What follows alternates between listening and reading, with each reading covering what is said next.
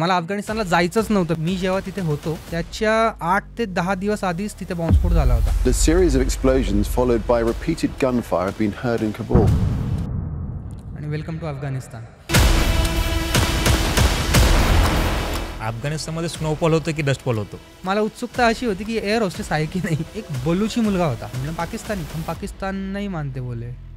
2 व्यक्ती आले माझ्याकडे, हे आमचा आय कार्ड आहे, आम्ही तालिबानी ऑफिसर आहे. तर त्यांना असं वाटलं की मी पाकिस्तानी तर नाही. तो मराठीत बोलायला लागला चक्क माझ्याशी, आणि ते ऐकून मला चांगलं वाटलं की यार एका मराठी माणसाचे तालिबान सोबत पण कॉन्टॅक्ट आहे तिथे, कारण की तिथे कधी काय होईल तुम्हाला सांगता येत नाही. त्यामुळे तुम्ही तिथे सेफ आहात 100%, असं समजू नका. अफगाणिस्तान म्हटलं की आपल्या डोळ्यासमोर पहिलं चित्र येतं ते तालिबान, युद्ध आणि वाळवंटाचं, आणि जगातील सगळ्यात खतरनाक देश म्हणून ज्याला सगळे ओळखतात असं अफगाणिस्तान. पण प्रत्येक नाण्याच्या 2 बाजू असतात. पहिली बाजू आपण बघितली, पण दुसरी बाजू म्हणजे तेथील आत्तापर्यंत बाहेर न आलेलं नैसर्गिक सौंदर्य, तिथल्या प्राचीन संस्कृती, तेथील भरपूर साऱ्या प्राचीन जागा, त्यानंतर तिथल्या लोकांचं भारतीयांबद्दल असलेलं प्रेम. आणि हे बाहेर न येण्याचं मेन कारण होतं 1979 पासून तिथे सतत चालू असलेले युद्ध. पण सध्या तिथं आता तालिबानची सत्ता आलेली आहे. पण आता भरपूर सारे आता बघितलं असं की भारतीय यूट्यूबर्स हे अफगाणिस्तानमध्ये फिरायला गेले. तिथे गेल्यानंतर त्यांनी तिथे खूप सारे व्हिडिओ काढले, शूट केले आणि त्यांनी त्यांच्या यूट्यूबला टाकले. ते पाहून असं दिसलं की ते लोक आपल्याला किती प्रेम करतात, आणि ही नाण्याची जी दुसरी बाजू होती ती आता आपल्या समोर यायला लागली. तर मग खरंच हे बघून अफगाणिस्तान फिरण्यासाठी सेफ आहे का? तर मग ह्या प्रश्नाचं उत्तर शोधण्यासाठी एक नाशिककर निघाला अफगाणिस्तान मोहिमेवरती. तर लोक काय विचार करतील याचा विचार न करता चौकटी बाहेर जाऊन जग एक्सप्लोर करण्याच्या स्वप्न घेऊन जेव्हा तो 13 देश फिरून इराणला पोहोचला, तेव्हा त्याच्या हातामध्ये 4 देशांचे व्हिजा होते. तिथे फिरण्याचं पूर्ण प्लॅनिंग होतं. पण एक मन त्याचं म्हणत होतं की आपल्याला अफगाणिस्तानला जायचं आहे. आणि असतं ना काही ध्येयवेळे की त्यांना ते स्वस्त बसवलं की मला आता अफगाणिस्तानला जायचं आहे. So unplanned trip. तिथून त्याने निवडला तो अफगाणिस्तानचा प्रवास. आणि नंतर सुरू झाली 22 दिवसांची अशक्यप्राय अशी वाटणारी एका अशा देशामधली सफर ज्याचं नाव घेईल तर लोक घाबरतात. तर मग आत्ता आपल्याबरोबर आहे विशाल चव्हाण. नमस्ते विशाल, तुझं स्वागत आहे आपल्या शोमच्या पॉडकास्टमध्ये. धन्यवाद. मला इथे बोलवल्याबद्दल खूप खूप आभारी आहे. तर मला तुला पहिला प्रश्न विचारायचा वाटतो की आत्तापर्यंत तू किती देशांमध्ये सोलो ट्रिप केला आहेत, आणि तुला हे वेळ कसं लागलं फिरण्याचं? सर्वप्रथम जर कधी सांगायचं तर 2017 साली मी पहिली इंटरनॅशनल ट्रिप केली होती माझ्या फॅमिलीसोबत. आणि ऑब्व्हियसली सिंगापूर, थायलंड, मलेशिया, ज्यांचे पण फ्रेश पासपोर्ट्स असतात ते पहिले जातात सिंगापूर, थायलंड, मलेशियाला. आणि माझ्या आईवडिलांनी ती स्पॉन्सर केलेली होती आणि फॅमिलीसोबत मी गेलो होतो. त्याच्यामध्ये एक गोष्ट अशी होती की माझी त्याच्यामध्ये 6 महिन्याची मुलगीसुद्धा माझ्यासोबत होती. तर चांगली ट्रिप होती. आणि त्याच्यानंतर करता करता मला 2021 साली असं वाटलं की कोरोना झाल्यानंतर की यार आपण फिरलो पाहिजे. मला फिरण्याचा आधीपासून वेळ होतंच, पण म्हटलं की एक सोलो ट्रिप करूया. तर त्याच्यानंतर मी सोलो व्हिएतनामची पहिली ट्रिप केली. आणि असं करत करत मी एकामागे एक जवळपास आत्तापर्यंत मी 13 देश कंप्लीट केलेत. तर मग इराणपासून ते अफगाणिस्तानपर्यंतचा प्रवास हा तुझा झाला कसा, आणि अफगाणिस्तानमध्ये जायला व्हिजा लागतो का आपल्याला? ॲक्च्युली काय झालं की इराणमध्ये जायचा माझा प्लॅन होता तो याच्यासाठी की इराणवरून मला जायचं होतं अझरबैजानला. मी एक ट्रिप प्लॅन केलेली होती की सर्वप्रथम आपण मुंबईवरून जाणार इराणला, इराणमध्ये काही दिवस स्पेंड केल्यानंतर मी जाणार होतो अझरबैजानला. त्यानंतर मी विजा घेतलेला होता जॉर्जिया, आर्मेनियाचा. ओके. तर अशी माझी एक 4 देशांची ट्रिप होती. आणि जसं तुम्हाला माहिती असेल की इराणमध्ये जाण्यासाठी सध्या आपल्याला विजा लागत नाही आहे. 15 दिवसासाठी इराणचा विजा आपल्याला फ्री आहे as a Indian passport holder. तर फक्त पासपोर्ट आपल्याला लागणार होता. आणि मी डायरेक्ट तिकीट बुक केलं होतं मुंबईवरून मशादचं. पण डायरेक्टली ती माझी डायरेक्ट फ्लाईट नव्हती. इथून माझा लेओव्हर होता शारजाला, आणि शारजावरून माझी फ्लाईट होती मशादची.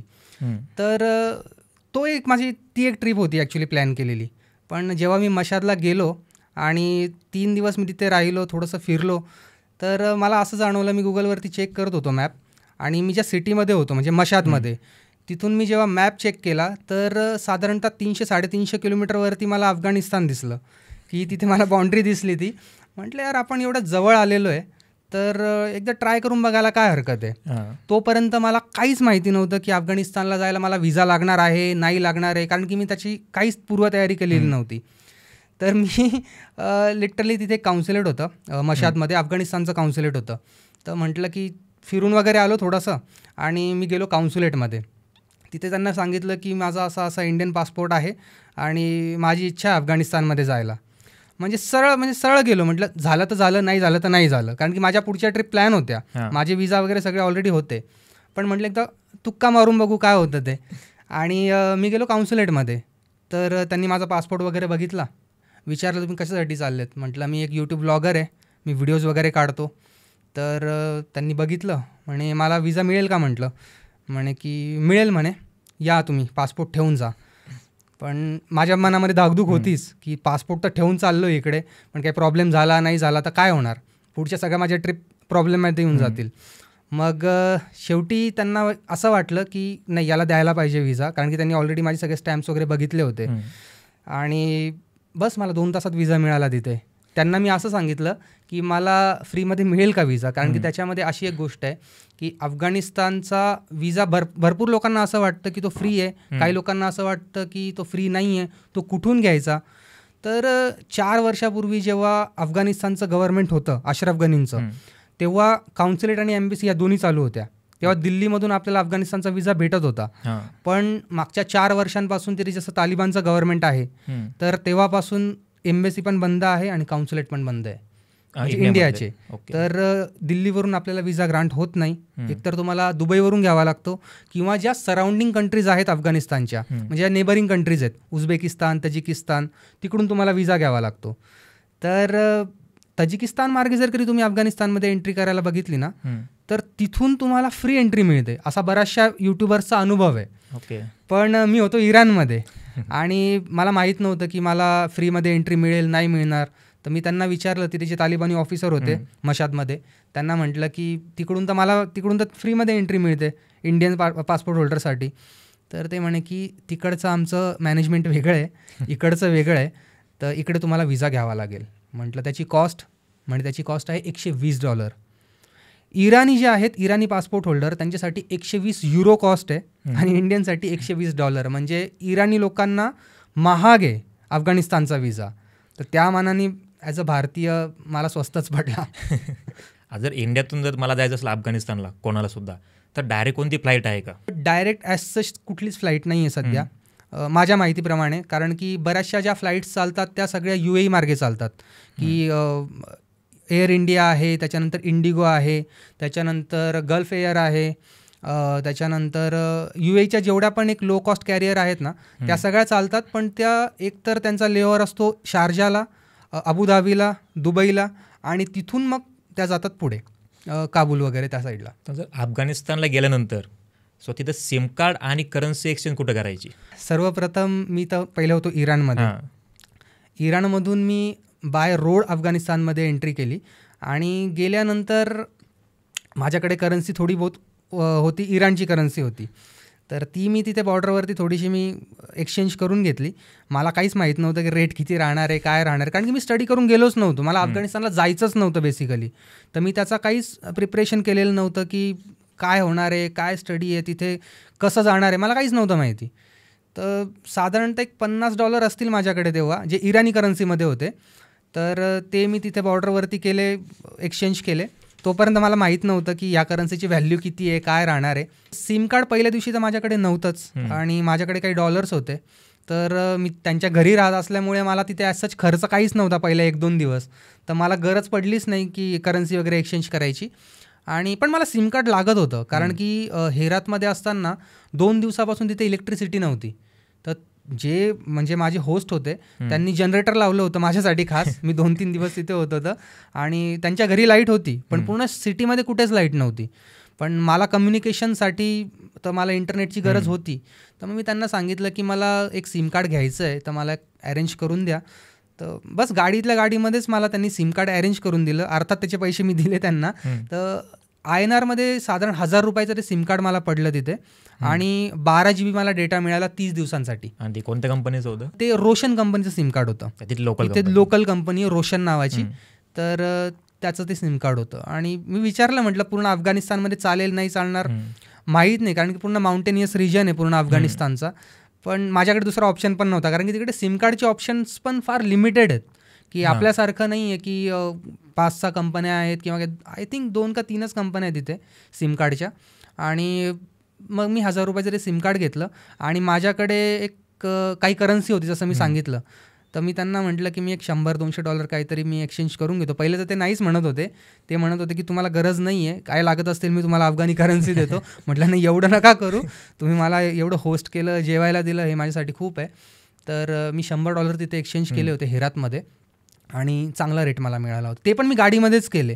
म्हणजे ते मला प्रिव्हिलेज होतं ॲक्च्युली की माझ्यासोबत एक लोकल असल्यामुळे मला जास्त तिथे फिरावं नाही लागलं किंवा शोधावं नाही लागलं हेरातमध्ये. जर कोणाला आता करायचे असेल तर हो, त्याला तर बाहेर कुठे जावं लागेल स्टोअरमध्ये. बिलकुल. असं कोणतं मार्केट आहे का स्पेशल तिथे बाजार असतो, जे आपल्याकडे जसं एक मार्केट एरिया असतो ना, तर तिथे लोक असे रस्त्यावरतीच तुम्हाला असं नोटांच्या गड्ड्या घेऊन बसतात लिटरली, आणि तिथे कोणीच पैशांना हात लावत नाही. पूर्ण तुम्हाला असं एक चौकोनीचा ठोकळा असतो, त्याच्यावरती सगळ्या अशा नोटा रचलेल्या असतात आणि तिथे गेल्यावर तुम्हाला समजूनच जाईल की हां इथे एक्सचेंज आहे म्हणून. तिथे मग तुम्ही $1 द्यायचे आणि त्याच्यासोबत तुम्ही थोडं निगोशिएट पण करू शकतात की चांगला रेट द्या. आणि त्यात जर तुम्ही सांगितलं की तुम्ही इंडियामधून आलेले आहात तर तुम्हाला चांगलाच रेट मिळेल तिथे. आपला करन्सीचा रेट काय म्हणजे ₹1 म्हणजे किती रुपये? ॲक्च्युली ती एक इंटरेस्टिंग फॅक्ट आहे की अफगाणची जी करन्सी आहे ती इंडियन करन्सीपेक्षा स्ट्रॉंग आहे बऱ्यापैकी. म्हणजे खूप जास्त फरक नाही आहे. जर आपल्या इथले $100 असतील ना समजा, तर त्यांचे ₹120 समजा त्या हिशोबाने, तर एक ₹20 फरक बघू शकतो आपण त्याच्यामध्ये. पण त्यांची करन्सी आपल्यापेक्षा स्ट्रॉंग आहे. अफगाणिस्तानच्या लोकांना लोक म्हणतात की ते अफगाण लोक आहेत किंवा अफगाणी बोलतात त्यांना. पण नॉर्मली अफगाणिस्तानची जी करन्सी आहे ती अफगाणी आहे. बरोबर. त्या लोकांना अफगाण बोलतात. एक्झॅक्टली. हे ऍक्च्युअली हे असं करेक्ट मध्ये ना. एक्झॅक्टली बरोबर. अफगाणिस्तानची करन्सी जी आहे, जसं आपल्या इथे रुपये म्हणतात, इंडियन रुपीज म्हणतात, तसं अफगाणी म्हणतात. म्हणजे त्यांच्या करन्सीचं नाव अफगाणीच आहे. आणि आता जसे भरपूर युट्यूबरचे मी ब्लॉग्स बघितले की ज्यावेळेस ते फिरायला जातात, समजा एका रस्त्याने जातोय, जर कोणाला ते दिसले की ते त्याला थांबवतात दर 2 किलोमीटर 4 किलोमीटरला की तुम्ही थांबा, आणि फोर्सफुल त्यांना घरी घेऊन जातात की आमच्याकडे चहा प्या, नाश्ता करा, इथे स्टे करा. आणि इव्हन जर दुकानातून काही खरेदी केलं त्यांच्या कुठं पण ते पैसे घेत नाही. बरोबर. तर मग हा एक्सपिरियन्स तुला आला का? अफगाणिस्तानमध्ये जवळपास 22 दिवस मी होतो. जसं मी सांगितलं की मी इराणवरून अफगाणिस्तानमध्ये एंटर केलं आणि मला मशादवरून मी डायरेक्ट टॅक्सी घेतली होती. टॅक्सी बुक केली होती हेरातसाठी, कारण की तिथून परत बॉर्डरवरला जा, बॉर्डरवरून परत दुसरी टॅक्सी घ्या, असं न करता मी डायरेक्टली मशादवरून टॅक्सी बुक केली होती. तिथून डायरेक्ट टॅक्सी चालतात, म्हणजे ह्या सिटीमधून, म्हणजे इराणच्या एका सिटीमधून अफगाणिस्तानच्या एका सिटीपर्यंत या डायरेक्ट टॅक्सी चालतात इथे. तर मी ती टॅक्सी तिथून बुक केली होती आणि फॉर्च्युनेटली म्हणा किंवा माझं लक चांगलं होतं की त्या टॅक्सीमध्ये एक लोकल अफगाणी होता, त्याच्या सुनेसोबत होता तो, आणि बस आम्ही तिघंजणं एकाच टॅक्सीमधून प्रवास करत होतो. तो पण हेरातचाच रहिवासी होता. तर आमची बोलणं झालं की त्यांनी मला विचारलं तुम्ही कुठून आलात, काय आलात. त्याला सांगितलं मी हिंदुस्थानमधून आलो आहे. तो तिथेच खुश झाला आणि बस मग येता येता चहा कॉफी करत करत आम्ही बॉर्डरला पोहोचलो. लिटरली बॉर्डरला जोपर्यंत माझं इमिग्रेशन कंप्लीट होत नाही तोपर्यंत तो व्यक्ती माझ्यासोबत होता. 5 मिनिटामध्ये, म्हणजे लिटरली सांगतो 5 मिनिटामध्ये माझं इमिग्रेशन कंप्लीट झालं अफगाणिस्तानमध्ये. इराणमधून तर मला काही स्टॅम्पची गरजच नव्हती, कारण की ते स्टॅम्प देतच नाही तुमच्या पासपोर्टवरती, डायरेक्ट एक्झिट होते. आणि अफगाणिस्तान साईडला जेव्हा मी पासपोर्ट त्यांना दिला की असा असा माझा विजा, आणि मला स्टिकर विजा होता माझ्याकडे जो मी घेतला होता मशादवरून, त्यांना दाखवला. त्यांनी काहीच नाही, त्यांनी फक्त असं बघितलं आणि गाणे वगैरे म्हणायला लागले, बॉलिवूड, शाहरुख खान, सलमान खान, आणि लिटरली हसत होते. ते जे ऑफिसर होते ना, त्यांनी एंट्रीचा स्टॅम्प मारला माझ्या पासपोर्टवरती आणि वेलकम टू अफगाणिस्तान. तर तसं करत मी हेरातला पोहोचलो. तर हेरातमध्ये मला काहीच माहिती नव्हतं की मी त्या हॉटेल कुठे घेणार आहे किंवा काय, कारण की अफगाणिस्तानमध्ये तुम्ही ऑनलाईन काहीच बुक नाही करू शकत. तिथे ऑनलाईन अशी बिलकुल सिस्टीम नाही आहे. तिथे तुम्हाला मॅन्युअली शोधावे लागतात हॉटेल वगैरे, किंवा तिथे हॉस्टेल अशी कन्सेप्ट नाही आहे.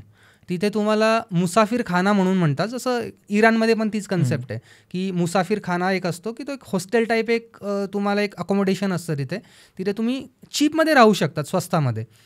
तर म्हटलं ते शोधावं लागणार आहे आपल्याला हेरातमध्ये गेल्यावरती.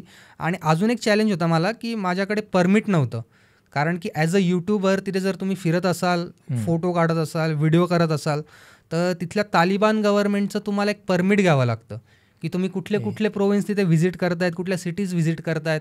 तर ह्या सगळ्या गोष्टी पूर्ण अशा डोक्यात चालू होत्या आणि मी थोडा शांतच होतो, थोडासा व्हिडिओ काढत होतो, कारण की मला ते पुढचं कॅल्क्युलेशन करायचे होते.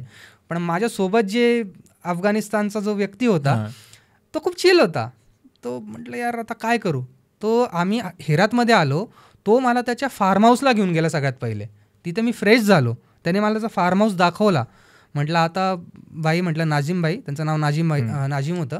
तर म्हटलं मला आता तुम्ही एखाद्या हॉटेलला सोडून द्या आणि मग मी पुढचं माझं करतो म्हटलं जे काय असेल ते. ते म्हणे की आता तुम्ही हेरातमध्ये 1 दिवस आहे, 2 दिवस आहे, 3 दिवस आहे, आय डोंट नो, तुम्हाला हॉटेलमध्ये नाही राहायचं आहे, तुम्हाला आमच्यासोबत आमच्या घरी राहायचं आहे. तर लिटरली तिथे थोडा शॉक झालो मी, म्हणजे की त्या व्यक्तीचं आणि माझं काहीही असं संबंध नाही, जो मला एक 2-3 तासापूर्वी टॅक्सीमध्ये भेटलेला आहे आणि बस तेवढीच आमची ओळख होती. आणि तो मला त्याच्या घरी यायला ऑफर करतो आहे. तर थोडंसं ऑड वाटलं मला, पण काही गोष्टी माहिती होत्या की हा अफगाणिस्तानचे लोक खूप जास्त फ्रेंडली आहेत. खास करून इंडियन्स असतील, हिंदुस्थानी जर त्यांना म्हटलं तर खूप जास्त चांगले ट्रीट करतात. पण पहिलाच एक्सपिरियन्स माझा असा जबरदस्त होता की ते मला घेऊन गेले मला त्यांच्या घरी. मग आता अफगाणिस्तानमध्ये टॅक्सी बुक करता येते का, आणि ती कशी करायची करता येत असेल तर? अफगाणिस्तानमध्ये लोकल टॅक्सीज चालतात. तिथे ॲज सच कुठलं ॲप नाही आहे. हात दाखवा, टॅक्सी थांबवा, बस हीच कन्सेप्ट तिथे चालते. पण काही प्रॉब्लेम नाही, अकोमोडेशन पण चांगलं आहे तिथे. टॅक्सीची फ्रिक्वेन्सी चांगली आहे. ब्ल्यू कलरच्या तिथे टॅक्सीज असतात, जसे आपल्याकडे येल्लो कलरच्या जास्ती करून टॅक्सीज वगैरे असतात किंवा बाहेरच्या देशांमध्ये पण तिथे छान अशा ब्ल्यू कलरच्या टॅक्सीज तुम्हाला बघायला मिळतील. पण मग अफगाणिस्तानमध्ये स्नोफॉल होतं की डस्टफॉल होतो? मी विंटरमध्ये ॲक्च्युली गेलो होतो. तेवढं मला माहिती होतं की कारण की याच्या आधी मी सेंट्रल एशिया व्हिजिट केलेलं होतं, की उझबेकिस्तान, तजिकिस्तान, कझाकिस्तान. तर आणि ते पण मी विंटरमध्येच केलेलं होतं. तर मला माहिती होतं की काबूल आणि पंजशीर वगैरे त्या साईडला, मजारे शरीफ त्या साईडला विंटरमध्ये स्नोफॉल होतो.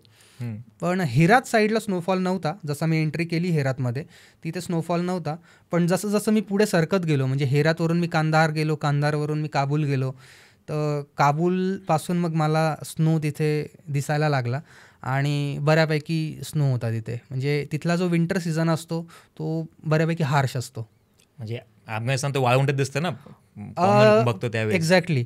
अर्धा भाग जो आहे, जो थोडासा इराणच्या साईडचा जर कधी आपण बघितला, त्या साईडला तुम्हाला थोडंसं वाळवंट दिसेल. पण जसं तुम्ही वरती जातात ईस्टकडे, तर त्या साईडला तुम्हाला विंटरमध्ये बऱ्यापैकी बर्फ बघायला मिळतो. तर तुझं सांगितलं की तू ज्यावेळेस बॉर्डरवरती क्रॉस केली बॉर्डर, ते लोक गाणे म्हणत होते.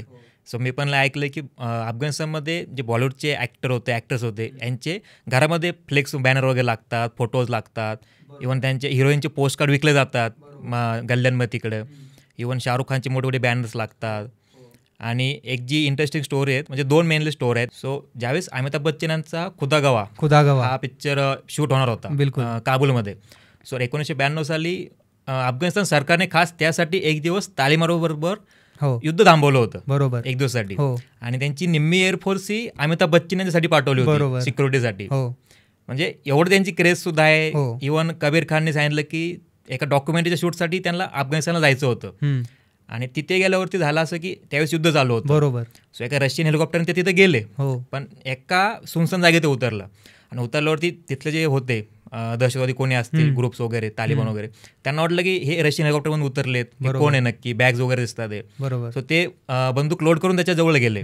सो जवळ गेला तो अचानकपणे बोलला की हा हिंदुस्थानी आहे. सो ते ऐकल्यावरती ते लोक गाणे म्हणायला लागले की मेरे सपनों की राणी कब आएगी तू. राईट. सो तो बोलला की ते लोक एवढे प्रेम करतात की त्यांना आपण भारतीय म्हटलं की ते एवढा आपल्याला रिस्पेक्ट देतात. बिलकुल.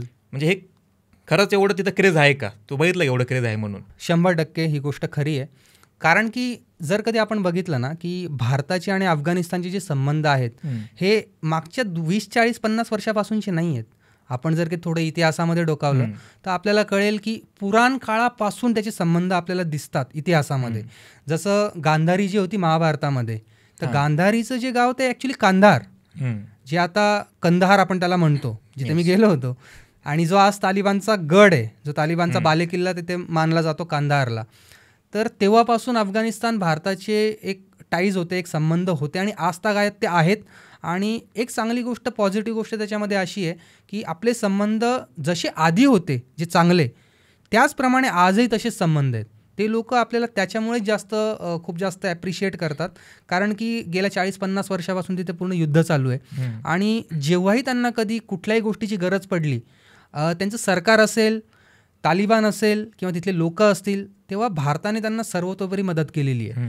तर त्याच्यामुळे एक ऋण म्हणा. आणि एक गोष्ट तिथे अशी आहे की तिथली जी कम्युनिटी आहे तिथे 60% वरती पश्तून कम्युनिटी आहे, पश्तून कम्युनिटी आहे. तर ते त्यांना आपण पठाण म्हणतो. तर एक पठाण एक आहेत ना, जे असतात ना, ते दिलदार समजले जातात खूप, की म्हणजे ते दुश्मनी पण चांगली निभवतात आणि दोस्ती पण चांगली निभवतात. तर त्यांची ती एक ख्याती आहे. तर त्याच्यामुळे तिकडचे लोक भारताला खूप जास्त चांगला प्रेफरन्स देतात. मग तू काबूलला गेल्यावरती खुदा गावाचं जिथे शूटिंग झालं ती जागा बघायला गेला होता का? गेलो होतो. Actually me on the way चाललेलो होतो तिथून. माझ्यासोबत एक लोकल टॅक्सी ड्रायव्हर होता आणि त्यांनीच मला ॲक्च्युली सांगितलं की हा स्पॉट आहे इथे आणि या स्पॉटवरती खुदा गावाची शूटिंग झालेली आहे. तर तिथे ॲसच त्यांनी काही केलेलं नाही आहे. एक सिम्पल असं एक मोकळी जागा होती, पुढे एक डोंगर आहे, त्या डोंगरावरती सगळे घरं आहेत जे आपल्याला त्या मूवीमध्ये पण दिसतील, त्या सीनमध्ये पण दिसतील. आणि त्या एक्झॅक्ट लोकेशनवरती मी 2-5 मिनटं थांबलो आणि बस तिथून निघालो. मग अफगाणिस्तानमध्ये गेल्यावरती रात्रीचा जर प्रवास करायचा असेल तर बसने किती सेफ आहे तिथे प्रवास करणं? माझ्यासाठी चॅलेंजिंग ॲज सच तसं नव्हतं, कारण की मी जेव्हा हेरातमध्ये गेलो सगळ्यात पहिले, तर हेरातमध्ये गेल्यावरती जे लोकल माझ्यासोबत होते नाझीमबाई, त्यांनी मला बऱ्यापैकी 2 दिवसात कम्फर्टेबल करून टाकलेलं होतं, की म्हणजे अशी भीती माझ्या मनामध्ये राहिली नव्हती. कारण की मी एंट्री केली अफगाणिस्तानमध्ये तेव्हा माझ्यासोबत कोणतरी होतं, तर मी थोडासा यूज टू झालो होतो. आणि हेरात फिरलो, माझ्याकडे परमिट नव्हतं, तेव्हाही माझ्याकडे परमिट नव्हतं, तरी मी हेरातमध्ये व्हिडिओज काढले. कारण की एक कॉन्फिडन्स आलेला होता की माझ्यासोबत एक लोकल आहे आणि समजा इन केस काही झालं तरी कोणतरी आहे माझ्यासोबत. तर त्याच्यामुळे तेव्हा मी काही परमिट वगैरे काढलं नाही. आणि 2 दिवस तिथे राहिल्यानंतर मी त्यांना सांगितलं की आता मला निघावं लागेल, जास्त दिवस मी ते थांबू शकत नाही आहे, नेक्स्ट टाईम येईल परत मी. तर त्या नोटवर त्यांनी मला ड्रॉप केलं तिथे बसस्टँडवरती आणि तिथून बस घेऊन मी निघालो कंधारसाठी. आणि ती होती रात्रीची बस. तर बऱ्यापैकी मी काही गोष्टी ऐकल्या होत्या की अफगाणिस्तानमध्ये रात्री ट्रॅव्हल करणं सोपं नाही आहे, थोडंसं रिस्की असू शकतं. खास करून मी जेव्हा अफगाणिस्तानमध्ये ट्रॅव्हल करत होतो तेव्हाच्या सिच्युएशनला अफगाणिस्तान आणि पाकिस्तानचं कॉन्फ्लिक्ट चालू होतं बॉर्डरवरती. अर्थात कंधारपासून जवळ ती बॉर्डर आहे. आणि तर चमन बॉर्डर जी पाकिस्तान अफगाणिस्तानला कनेक्ट करते. आणि मी चाललो होतो कंदाहारमध्ये, आणि कंदाहार हा तालिबानांचा बालेकिल्ला, म्हणजे सगळ्यात स्ट्रिक्ट वातावरण कंदाहारमध्ये. हेरातमध्ये त्या मानाने तेवढं स्ट्रिक्ट नव्हतं, की लोक फिरत होते. इवन तिथे मला काही महिला फिरताना दिसल्या, बट ऑब्व्हियसली बुरखा वगैरे होता, पण ॲटलिस्ट तिथे मला महिला बघायला मिळाल्या. पण त्याच्यामुळे असं वाटलं की यार, जे आपल्याला न्यूजमध्ये बघतो आपण की खूप जास्त स्ट्रिक्ट आहे आणि तिथे आपल्याला आता म्हणजे कसं शूट करणार मी, तिथे कसं बोलणार, तिथे काही लँग्वेज बॅरियर येईल किंवा काय. पण हेरातमध्ये बऱ्यापैकी कम्फर्टेबल झालो होतो, पण मला माहीत नव्हतं की पुढे जाऊन काहीतरी अजून आपल्याला वेगवेगळे एक्सपिरियन्सेस येणार आहेत. तर मी बस पकडली आणि थोडासा होती धाकधूक होती, पण आतमधले जे लोक होते ना बसमधले, ते खूप जास्त फ्रेंडली होते. म्हणजे मला लिटरली त्यांनी बसून दिलं माझ्या सीटवरती, प्रॉपर 1 नंबरची मला सीट मिळाली तिथे. आणि बस आजूबाजूचे जे लोक होते मला विचारायला लागले, तुम्ही कुठून आलात, काय आलात. त्यांना म्हटलं मुंबईवरून. अर्थात त्यांना नाशिक सांगणं काही म्हणजे त्यांना माहितीच नाही नाशिक कुठे असणार, म्हणून मी मुंबईच सांगायचो की मैं बंबई से आया हूँ, मुंबई से आया हूँ. तर बस एकदा तेवढं सांगितलं की ते लोक एकदम माझ्याशी कम्फर्टेबल झाले. आणि कसा तो माझा प्रवास झाला सकाळपर्यंत म्हणजे मलाही नाही कळालं. तुला तालिबाननी कंधारमध्ये पकडलं होतं, तर मग त्याने तुला टॉर्चर केलं का? ॲक्च्युली ती एक खूप जबरदस्त कहाणी आहे माझ्यासाठी आणि once in a life time experience आहे. जसं मी सांगितलं, मी हेरातवरून बस पकडली आणि पोहोचलो मी कंधारमध्ये. मी पहाटे पोहोचलो होतो. आणि बस स्टँड तिथले जे आहेत ना, ते शहरापासून जवळपास 15 ते 20 मिनटं लांब असतात. म्हणजे आपल्याकडे जसं आहे की आपल्या सिटीमध्ये सगळे बस स्टॉप किंवा बस स्टँड्स वगैरे असतात, तसं इराण, अफगाणिस्तान या देशांमध्ये अशा गोष्टी नाही आहेत. तिथले जे बस स्थानकं जे असतात ना, ते शहरापासून बरेच लांब असतात. तर मला त्यांनी त्या बस स्टँडवरती सोडलं त्या बसनी. म्हटलं यार, शहर तर दिसत नाही आहे, आपण इथे आलेलो आहे, पण आजूबाजूला तर मोकळं आहे सगळं, असं कुठे सोडलं आपल्याला. बस स्टँडच नाहीच तिथे. बस स्टँड होते तिथे, पण शहर नव्हतं ना, म्हणजे शहराच्या बाहेर बस स्टँड. आणि फक्त टॅक्सीवाल्यांचा एक गराडा सगळा, आणि सगळेजण टॅक्सीवाले जसे प्रत्येक देशामध्ये, तुम्ही कुठल्याही देशामध्ये जा, तुम्हाला टॅक्सीवाले घेरतील. त्यांना दिसेल की तुम्ही फॉरेनर आहात तर ते पकडतात तुम्हाला. तर तसे खूप जण असे माझ्या आजूबाजूला आले आणि मला की तुम्हाला कुठे जायचं आहे, कुठून आलेत, काय आलेत. हिंदी तर पहिले बोलत नाही, ते फारशीमध्येच बोलतात, पर्शियनमध्ये. तर किंवा दारी त्यांची लँग्वेज आहे. मी त्यांना सांगितलं की मी हिंदुस्तान से आया हूँ, तर मग थोडे शांत झाले आणि मग त्यांची एक चढाओढ चालू झाली की नाही मी घेऊन जाईल. मग त्यापैकी मी एकाला पकडलं, त्याला म्हटलं की मला एखाद्या हॉटेलमध्ये घेऊन चल, कारण की पहाटेची वेळ होती, मला झोप गरजेची होती. तर मी गेलो तिथे. पण एक कांधारमध्ये ना तिथे तुम्हाला हॉटेल्स खूप जास्त महाग मिळतील. तिथे तुम्हाला हॉस्टेल वगैरे, जसं मी आधी सांगितलं की या कन्सेप्ट तिथे नाहीच आहे. आणि कांधारमध्ये तर बिलकुल नाही, कारण की कांधार एक खूप जास्त रिलिजियस सिटी आहे. रिलिजियस म्हणण्यापेक्षा तालिबानचा जास्त प्रभाव आहे तिथे. तर बऱ्याचशा गोष्टी ज्या तुम्हाला हेरातमध्ये बघायला मिळतील ना, त्या गोष्टी तुम्हाला कांधारमध्ये नाही मिळणार. तिथे खूप स्ट्रिक्ट वातावरण आहे. तर तिथे फक्त हॉटेल आहेत, हॉटेल पण जे आहेत जे तालिबानने अप्रूव्ह केलेले आहेत. मग तिथे तुम्हाला तुमचा पासपोर्ट सरेंडर करावा लागतो. त्याच्यानंतर तुम्हाला तुमची आयडेंटिटी दाखवावी लागते की तुम्ही कुठून आलात, का आलात, तुमच्याकडे मग परमिट आहे नाही आहे. तर मी एका हॉटेलमध्ये गेलो, त्यांनी मला कोट केले 3,000 रुपये, म्हणजे 3,000 अफगाणी एका रात्रीसाठी. आणि त्याच्यानंतर मी थोडंसं गुगलवरती सर्च करत होतो, माझ्याकडे इंटरनेट होतं, की कांधारमध्ये आपण कुठे कुठे एक्सप्लोअर करू शकतो, काय बघू शकतो, की आपण आलेलो तो आहे इथे. तर ॲज सच तिथे खूप काही नाही आहे कांधारमध्ये, कारण की जसं सांगितलं की तिथे तालिबानचा गड असल्यामुळे खूप रिस्ट्रिक्शन्स आहेत. तर तुम्हाला फिरण्यासाठी पण तिथे रेस्ट्रिक्शन्स आहेत भरपूर. तर तुम्हाला तिथे शूट पण करता येणार नाही प्रॉपर. माझ्याकडे परमिट पण नव्हतं. जर मला थांबायचं असतं तर मग मला 3,000 रुपयाची परत एक्स्ट्रा ते लागले असते परत पैसे.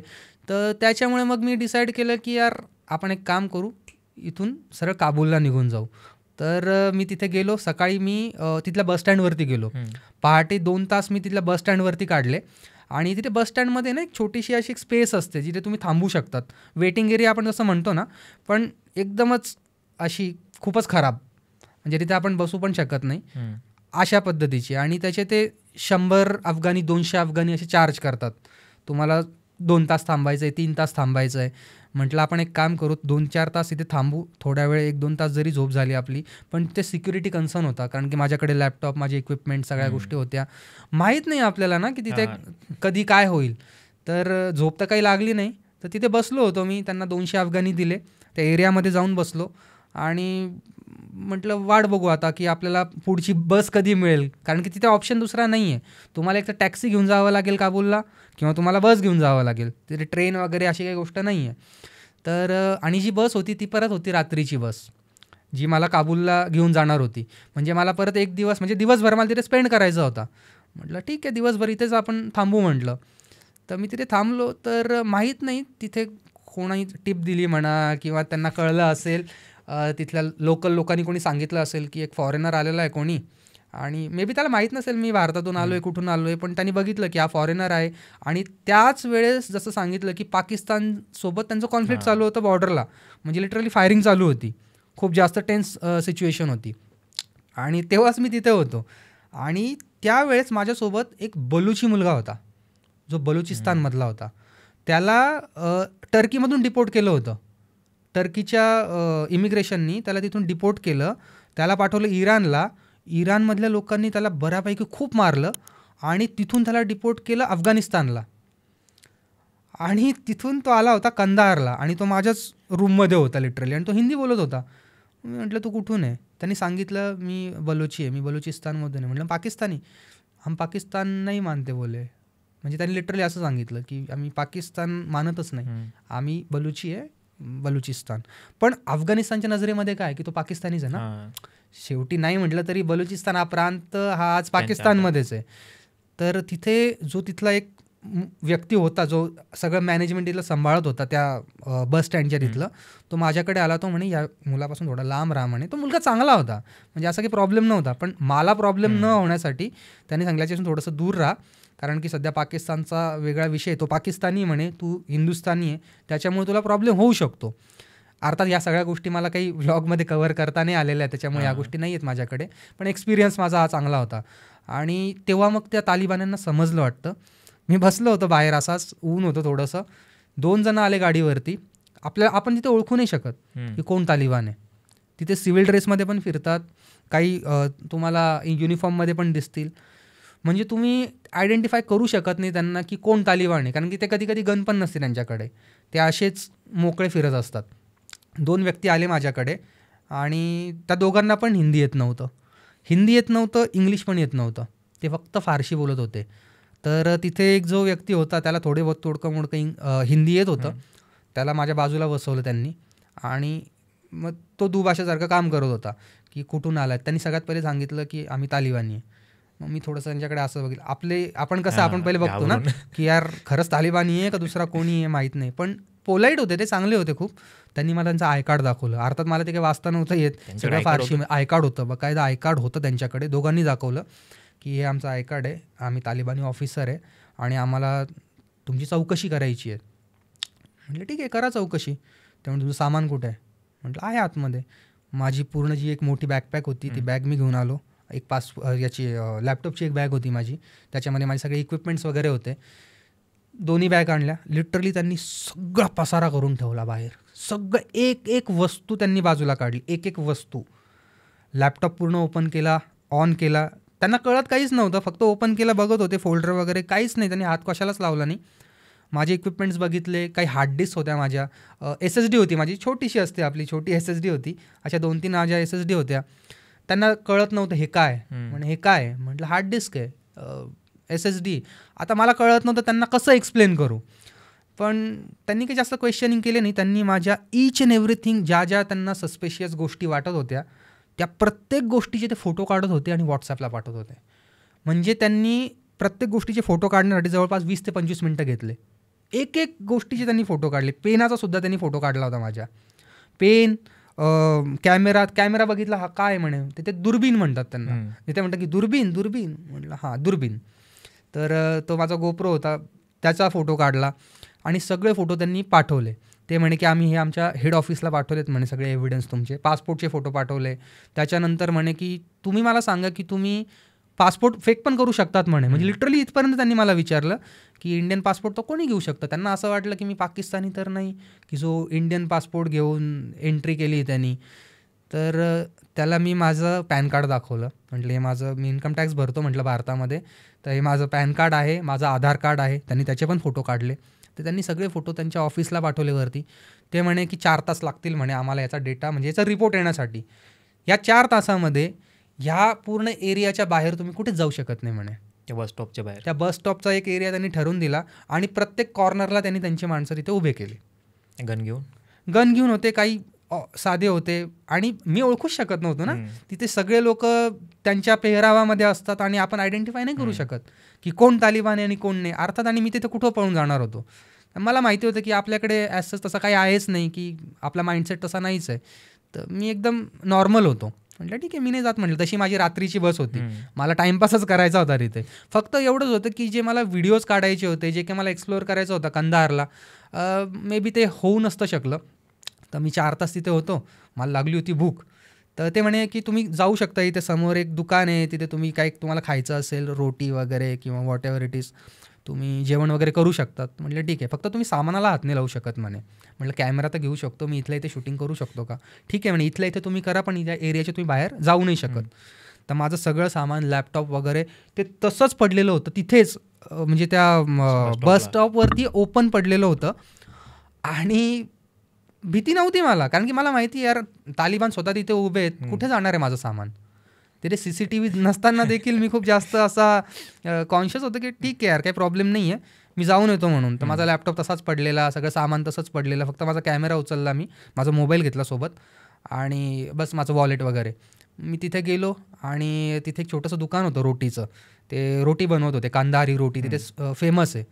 बस त्यांच्यासोबत माझी मैत्री झाली आणि बस तिकडे मग व्हिडिओ वगैरे काढले आणि बस 4 तास तिथेच मी तसेच. नंतर त्यांनी सोडलं. 4 तासानंतर ते आले माझ्याकडे परत आणि ते म्हणे की तुमचा रिपोर्ट आलेला आहे आणि तुम्ही जाऊ शकतात म्हणे. तुमचा रिपोर्ट एकदम क्लीन आलेला आहे, काही प्रॉब्लेम नाही आहे. त्यांना म्हटलं तुम्ही मला एक ऑन पेपर लिहून देऊ शकतात का, कारण की आता तुम्ही इथून मला सोडलं आहे, पुढे परत मला 2 जण पकडतील आणि परत सेम क्वेश्चनिंग होईल आणि त्याच्यामध्ये माझा वेळ जाईल परत, कारण की माझ्याकडे परमिट नव्हतं, माझ्याकडे फक्त विजा होता. तर तिथे विजावरती काम नाही चालत, तिथे तुम्हाला त्यांचं परमिट लागतं म्हणजे लागतंच, नाही तर तुम्हाला प्रत्येक वेळेस ते पकडतील. तर ते म्हणे की त्याची गरज नाही पडणार म्हणे, तुम्ही इथे थांबणार आहे का म्हणे आज कंदाहारमध्ये. म्हटलं नाही, मी कंदाहारमध्ये थांबत नाही, माझी रात्रीची बस आहे, मी बुक केलेली आहे, तर मी चाललो आहे काबूलला. म्हणजे तुम्ही जसं काबूलला जाल तिथे तुम्हाला पहिले स्वतःला रजिस्टर करायचं आहे आणि तुम्ही पहिले परमिट घ्या, मग तुम्हाला कोणी थांबवणार नाही. म्हटलं तोपर्यंत मला काही तुम्ही रिटर्नमध्ये देऊ शकता का? ते म्हणे की त्याची काही गरज नाही पडणार. म्हटलं व्हिडिओ वगैरे काढू का? व्हिडिओ वगैरे बिंदास काढा, फक्त कुठल्याही महिलेचे व्हिडिओ तुम्ही इथे काढू शकत नाही, फोटो काढू शकत नाही, आणि जिथे तुम्हाला रिस्ट्रिक्शन असेल आणि खास करून जे तालिबानी असतील त्यांचे तुम्हाला फोटो काढायचे. म्हटलं मी आयडेंटिफाय कसं करू? म्हणे गन ज्यांच्याकडे दिसेल त्यांचे काढू नका म्हणे, बाकी कोणाचेही काढले तरी चालतील. म्हटलं ठीक आहे, काही प्रॉब्लेम नाही. आणि मग माझ्यासोबत जो एक होता तो चपातीवाला तिथला लोकल, तो त्याच्या चपातीचं काम बाजूला सोडून माझ्यासोबत आला आणि पूर्ण मला एक चौक वगैरे पूर्ण फिरून आणलं मग त्यांनी मला. म्हणजे बऱ्यापैकी माझा दिवस तिथे छान गेला, की भारी. तर मग तुला कंधारमध्ये एक भारतीय डॉक्टर भेटला होता, तो म्हणजे तिथं तो राहत होता की तो तिथे शिफ्ट झाला होता, म्हणजे ती स्टोरी काय होती नक्की? हां, एक गोष्ट अजून एक त्याच्यामध्ये मला सांगायची राहून गेली ॲक्च्युली मागच्या ह्याच्यात, की जेव्हा तालिबाननी मला तिथे पकडलं होतं ना, आणि जसं मी सांगितलं ते आले आणि त्यांनी मला रिलीज केलं. त्यांनी मला सांगितलं की now you free to go, तुम्ही जाऊ शकतात. त्यांना आहे ना काहीतरी असं मनामध्ये वाटत होतं की यार याला उगीच पकडलं आपण. म्हणजे मला जाणवत होतं ते. त्यापैकी जो एक व्यक्ती होता ना, तो खूप जास्त असा त्याच्या चेहऱ्यावरून जाणवत होतं की आपण याला त्रास दिला आहे. तर तो खूप जास्त काइंड होता माझ्यासोबत. तर त्यांनी मला एक परफ्यूमची छोटी शिशी, एक बॉटल असती ना छोटी अत्तरची, ती मला गिफ्ट केली. आणि ही रिंग आहे, ही जी रिंग दिसती ना, ही मला तालिबाननी गिफ्ट केलेली आहे कंधारमध्ये. ही रिंग मला तालिबाननी गिफ्ट केलेली आहे.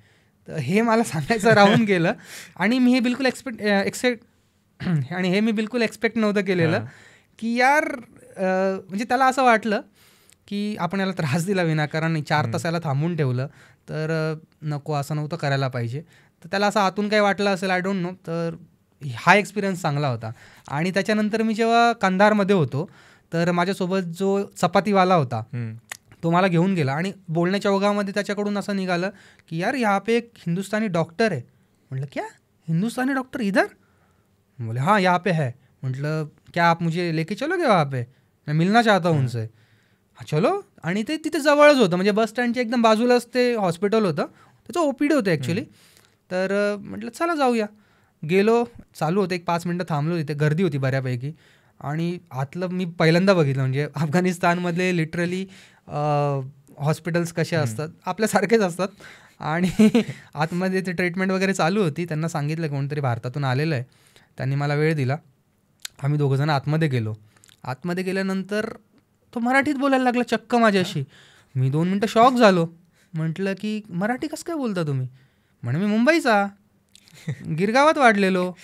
अरे यार म्हटलं, म्हणजे तेव्हा मला असं वाटलं की यार जग खरंच किती छोटं असतं, की मी नाशिकवरून आलेलो, काही संबंध नाही, आणि इथे मी कंधारमध्ये आहे आत्ता. मला माहिती पण नाही की इथे एक दवाखाना आहे आणि दवाखान्यामध्ये एक भारतीय डॉक्टर आहे. बरं भारतीय डॉक्टर आहे आणि तो मराठी आहे आणि तो माझ्याशी मराठीमध्ये बोलतो आहे. आणि माझ्यासोबत जो अफगाणी व्यक्ती होता तिथला, म्हणजे तो तर चक्क म्हणजे लिटरली शॉक झाला की यार आप ये कौन सी भाषा में बात कर रहे हैं? म्हटली हमारी नेटिव लँग्वेज आहे मराठी, ये मेरे यहाँ का है. मग तो अजूनच शॉक झाला की कैसे. मी त्यांना विचारलं, म्हटलं तुम्ही इथे कसं काय आणि काय. तर जवळपास 16-17 वर्षापासून ते तिथे राहत होते आणि ऑलमोस्ट पूर्ण अफगाणिस्तानमध्ये त्यांनी सर्व केलेलं ॲज अ डॉक्टर. ते युनोकडून होते, युनोचे डॉक्टर होते ते. मग त्यांना विचारलं, म्हटलं काय आता इथे कसं आहे. म्हणे मी येऊन जाऊन करायचो, कारण की मागे जेव्हा वॉर चालायचं तेव्हा ते कधी इंडियाच्या बाहेर काही वेगळ्या देशांमध्ये. आणि जसं आता 4 वर्षापासून तालिबान गव्हर्नमेंट आली आहे, तर ते कॉन्स्टंटली कंधारमध्येच तिथे ते सर्व्हिस देत होते. आणि एक 15-20 मिनटाची आमची भेट होती, गप्पा झाल्या, छान वाटलं. त्यांनाही शॉक वाटलं की यार मराठी माणूस कंधारपर्यंत पोहोचला, आपल्यापर्यंत पोहोचला. आणि नंबर वगैरे शेअर केला. त्यांनी सांगितलं तुला काय अडचण वगैरे आली इथे तर मला कॉल कर, माझे सगळे कॉन्टॅक्ट आहे इथे. आणि ते ऐकून मला चांगलं वाटलं की यार एका मराठी माणसाचे तालिबानसोबत पण कॉन्टॅक्ट आहे तिथे. तर अजून थोडासा एक कॉन्फिडन्स आला. तर छान होती ती भेट, छान होती एकदम. कोणी मराठी माणूस गेला तर त्यासाठी महत्त्वाची गोष्ट आहे की आपलं एक मराठी माणूस तिथं आहे, कोणीतरी आहे जो एकदम हाय लेव्हलला कॉन्टॅक्ट करून देऊ शकतो. बिलकुल बिलकुल बिलकुल. तर तोच एक मनामध्ये एक छान वाटलं ते. आणि कॉन्फिडन्स बूस्ट झाला माझा की यार चल काही प्रॉब्लेम आला इन केस पुढचे. आणि मला माहीत नव्हतं की मी किती दिवस अफगाणिस्तानमध्ये, कारण की माझा असा विषय होता की अफगाणिस्तान काबूल नंतर निघून जाऊ नाही का कुठेतरी दुसऱ्या देशामध्ये. माझ्याकडे तजिकिस्तानचा पण विजा होता, माझ्याकडे उझबेकिस्तानचा पण विजा होता. कारण की तिथून जर कधी जायचं म्हटलं तुम्हाला अफगाणिस्तानमधून एक्झिट घ्यायची म्हटली, एक तर तुम्हाला बाय फ्लाईट घ्यावी लागणार किंवा बाय बॉर्डर घ्यावी लागणार. फ्लाईट जर तुम्ही म्हणाल तर खूप जास्त महाग आहे तिथून फ्लाईट कुठल्याही कंट्रीत जाण्यासाठी, कारण तिथे फ्रिक्वेन्सी नाही आहे तेवढी. तर त्याच्यामुळे मला माहीत नव्हतं. तर त्यांना म्हटलं तुमचा नंबर देऊन ठेवा, इन केस जर कधी काही अडलं. त्यांनी मला एवढे विचारलं इकडे पैसे वगैरे आहेत ना, काही प्रॉब्लेम तर नाही आहे. म्हटलं नाही, सगळं आहे, व्यवस्थित आहे, काही प्रॉब्लेम नाही आहे. तर ती एक भेट होती, पण छान भेट होती. जर अशी काही इमर्जन्सी आली तर मग अफगाणिस्तानमध्ये आपण कॉन्टॅक्ट कोणाला करायचं? तसं तर एम्बेसीलाच करावा लागतो आपल्याला कॉन्टॅक्ट. पण जसं मी सांगितलं की हे एक ॲडव्हेंचर होतं आणि लिटरली ती एक रिस्क फॅक्टर होता, की रिस्क घेऊनच मी तिथे गेलेलो होतो. तर तेवढा विचार नव्हता केलेला मी की जर कधी काही मिसहॅप झाला तर मी कोणाला कॉन्टॅक्ट करू किंवा काय. माझे काही कॉन्टॅक्ट्स होते जे उझबेकिस्तानमध्ये होते, तजिकिस्तानमध्ये होते आणि बॉर्डर टाऊनला होते बऱ्यापैकी. तर जर काही झालं असतं इन केस तर मी त्यांच्याशी संपर्क केला असता. पण असं काही माझ्या डोक्यामध्ये नव्हतं. मी तेवढा निगेटिव्ह विचार केलाच नव्हता की माझ्यासोबत काही चुकीचं घडेल आणि मला तशी वेळ पडेल की मी इंडियन एम्बेसीला रीच करू असं. इंडियन एम्बेसी आहे का तिकडे आत्ता काबूलमध्ये? इंडियन एम्बेसी आहे काबूलमध्ये. आत्तापर्यंत ती ऑपरेट करत होती, पण आय थिंक मी जेव्हा तिथे होतो त्याच्या 8 ते 10 दिवस आधीच तिथे बॉम्बस्फोट झाला होता काबूलमध्ये. हां, आणि एम्बेसीच्या जवळच झालेला होता. तर तेव्हा ती परत बंद झाली आणि जोपर्यंत मी अफगाणिस्तानमध्ये होतो तोपर्यंत बंदच होती. तर मग अफगाणिस्तानमध्ये अशा कोणत्या जागा आहेत का ज्या अजून लपून राहिल्या आहेत पण आहेत तर खूप सुंदर? अफगाणिस्तान जर बघितलं ना आपण, एक तर खूप जास्त डायव्हर्स आहे. म्हणजे इन्व्हायरमेंटली जर तुम्ही बघितलं तर की हिंदुकुश पर्वत आहे तिथे, ज्या पर्वतरांगा पूर्ण पसरलेल्या आहेत. मी जसं सांगितलं की काही भागात बर्फ पडतो, काही भागामध्ये वाळवंट आहे. एक हेरिटेज आपण म्हणतो ना की हेरिटेज टच आहे अफगाणिस्तानला पूर्ण. तर तुम्ही 100 किलोमीटर जशी पुढे जातात ना, तुम्हाला वेगवेगळ्या गोष्टी तिथे अनुभवायला मिळतात. तर अशा बऱ्याचशा हिडन प्लेसेस आहेत. पण जसं सांगितलं ना की मागच्या 40-50 वर्षापासून अफगाणिस्तानमध्ये युद्ध चालू आहे. तर जेव्हा युद्ध चालू असतं तेव्हा तिथे कोणी फॉरेनर्स येत नाही की जे नवीन जागा शोधतील, किंवा तिथले जे लोकल असतात ते प्रॉपरली कम्युनिकेट करू शकत नाही कुठल्या फॉरेनरसोबत, कारण की तिथे मग लँग्वेज बॅरियर येतं. तर जरी तिथे चांगले स्पॉट असले तरी ते शोधण्यासाठी आपल्याला इनफ टाईम पाहिजे की तिथे पूर्ण अफगाणिस्तान एक्सप्लोअर करायला. कारण अफगाणिस्तान मोठी कंट्री आहे. तर मला जेवढं गुगलवरती सापडलं की जे मेन पॉईंट होते, जसं बामियान म्हणून तिथे एक छोटंसं टाऊन आहे, तिथे बुद्धा मूर्ती होत्या. आणि पंजशीर व्हॅली म्हणून आहे जिथून अफगाणिस्तानच्या वॉरची पण सुरुवात झालेली होती. त्याच्यानंतर नुरिस्तान म्हणून तिथे एक जागा आहे जलालाबाद जवळ, जे पाकिस्तान बाँड्रीच्या जवळ आहे. म्हणजे पाकिस्तान बॉर्डरच्या जवळचं एक टाऊन आहे जलालाबाद म्हणून. तर त्या प्रोविन्समध्ये नुरिस्तान म्हणून एक स्पॉट आहे जो खूप सुंदर आहे. म्हणजे लिटरली आपल्याकडचं काश्मीर कसं आपण म्हणतो त्या टाईपमध्ये आहे. मी त्याचे फोटोज बघितले. मी अनफॉर्च्युनेटली तिथे जाऊ नाही शकलो कारण की तेव्हा तिथे खूप जास्त स्नोफॉल होता आणि त्यांनी सांगितलं की तुम्ही समरमध्ये या, तेव्हा ते खूप सुंदर असतं. त्याच्यामुळे, आणि तिथे वॉर पण चालू होतं त्या साईडला. तर म्हटलं नको ती रिस्क आपल्याला घ्यायची नाही आहे. तर त्याच्यामुळे मी जलालाबादला गेलोच नाही. फक्त जलालाबाद मी सोडलं, अदरवाईज मी ऑलमोस्ट पूर्ण अफगाणिस्तान कव्हर केलं, ते बाय रोड. बामियान बुद्ध मूर्तीवर मी ऐकलंय की ते तालिबाननी पाडली होती 2001 साली. हो. सो ते आता बघता येते का आपल्याला अजून जाऊन? येस, बघता येते. पण जसं सांगितलं की 2001 तालिबान्यांनी ते पूर्ण डिस्ट्रॉय करून टाकलं होतं. आणि खूप जुना इतिहास आहे त्याचा की तेव्हा सगळे म्हणजे बौद्ध एस्टॅब्लिशमेंट तिथे होती बऱ्याच वर्षांपूर्वी. आणि तिथे असे जे माउंटेन्स आहेत ना, तुम्हाला छोटे छोटे छिद्र दिसतील दुरून, जर कधी बघितलं तर छिद्र दिसतील, पण ॲक्च्युली तिथे लोक राहत होते, ते घरं होते. आणि आजही बामियानचे लोक तिथे राहतात. म्हणजे मी जेव्हा बामियानला पोहोचत होतो टॅक्सीमधून, मला दुरूनच तो सगळा नजारा दिसत होता आणि मोठासा डोंगर होता आणि छिद्र छिद्र छिद्र छिद्र दिसत होते. अर्थात मला माहिती होतं, कारण मी थोडा स्टडी केला होता की आता कसं आहे बामियानला आणि काय.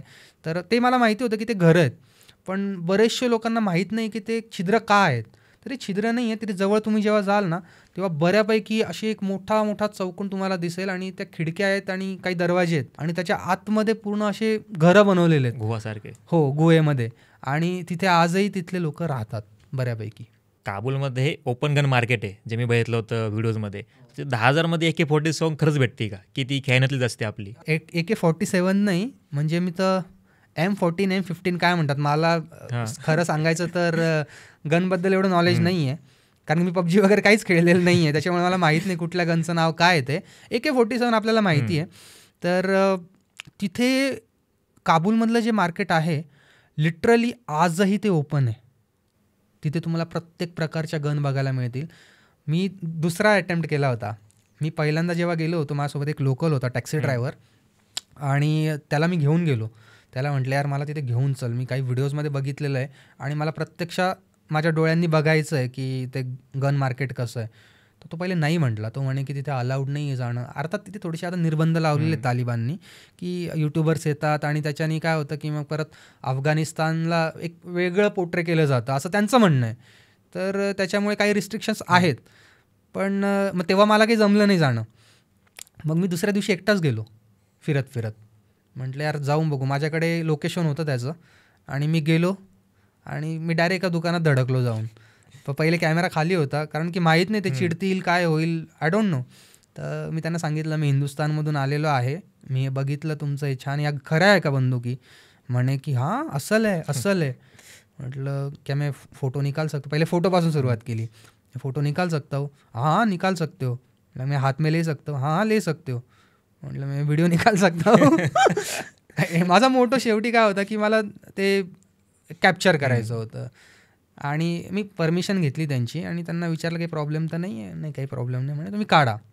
आणि तसं मग मी ते पूर्ण मार्केट म्हणजे मी एक दुकान एक्सप्लोअर केलं ॲक्च्युली. कारण की ते सगळेच जण तुम्हाला तिथे परमिशन देतील असं नाही आहे. ते त्या दुकानदारावरती अवलंबून आहे की तो तुम्हाला परमिशन देतो नाही देत. तर फॉर्च्युनेटली मी ज्या दुकानामध्ये गेलो होतो त्या शॉपमध्ये तो खूप जास्त फ्रेंडली होता आणि तो म्हणे की तुम्ही काढू शकतात.